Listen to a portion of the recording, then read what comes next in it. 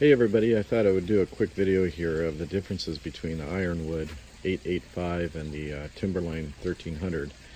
Now, I owned the Ironwood 885 for I guess about 3 months, maybe a little bit over 3 months, till due to a lid issue, I returned it and got a 1300 Timberline. So I know the Ironwood very well through those 3 months of time, and decided that this would probably be the better next grill for me after the lid issue that I had with my Ironwood. So a couple things that are different. There's many things that are the same. First of all, I had a folding shelf on my Ironwood. There's a little fixed shelf here on the Timberline. I do wish it was a little larger though. The D2 controller is exactly the same between the Ironwood and the Timberline.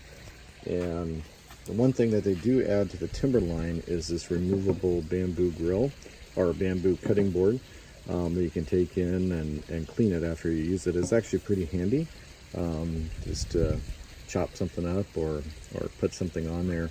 And then it's secured by magnets, so when you open up the lid here, it doesn't actually fall off at all. It's actually fairly secure. Here in the hopper, it's the same type of hopper. You can hold a full 20 pound bag of pellets in there.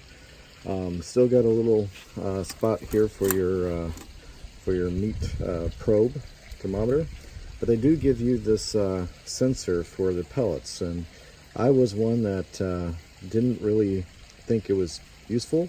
But after using it, it is actually kind of useful when the app tells you you're low on pellets and it's time to put some more in there.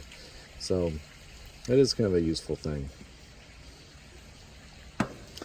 Taking a look around, the back of the grill is exactly the same. You got your switch, you got your hopper door to unload your pellets if you want to.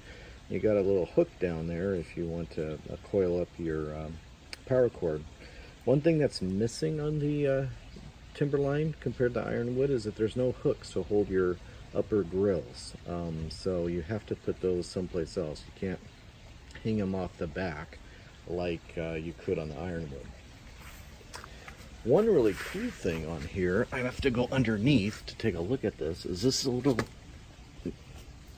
this is actually your Wi-Fi antenna.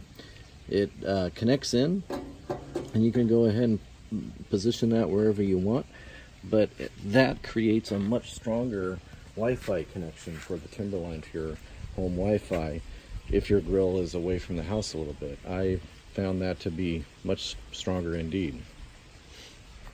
If we go on this side of the grill, it's exactly the same stainless steel shelf with 3 little hooks there to hang your items from. Big difference is going to be inside, so let's go ahead and open this up. So first thing you'll notice in here is that the whole grill, not just the sides, are insulated with stainless steel. And that creates a lot of heft to the lid. The lid is significantly heavier on the Timberline. It also creates a better seal to the barrel. We have 3 shelves in here, stainless steel shelves that are removable. And the other thing that is, I should say about the lid is that there's a seal that goes around the whole lid. And that seal connects here on, or will touch here on the grill itself.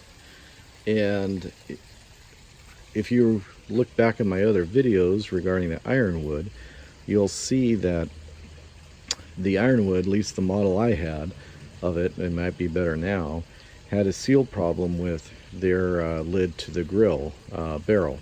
And it might have been a die cast issue. I don't know what was going on there, but it let a lot of heat out. There was a gap between the lid and the barrel.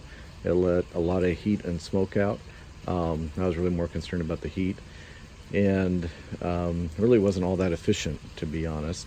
This grill with that seal going all the way around that lid is 100% sealed up, and there is very little, if any, smoke that leaks out of there, and virtually no heat.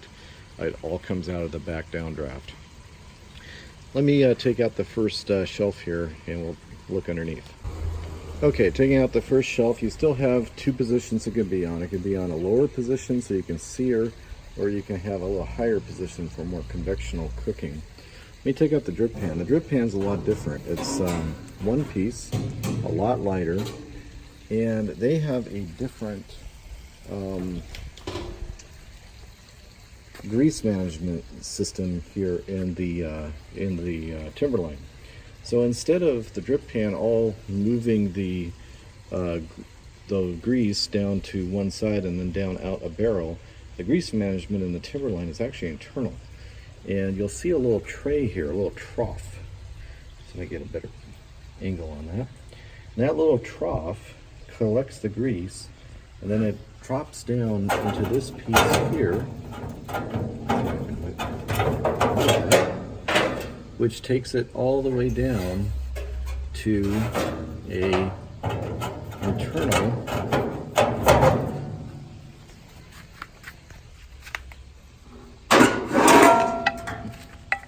bucket there. And you can take that out and empty that out and replace it. Neat thing about this, guys, is if you have a dog, the dog cannot get into that grease pit at all. So rather than having the bucket hang out the side. Internally, you still have a heat shield, just like the Ironwood. Still have the pellets there. All that, the firebox is exactly the same. And you still have, and I should point this out, lastly, you still have a downdraft back venting system on the Timberline. So that's the same as the Ironwood.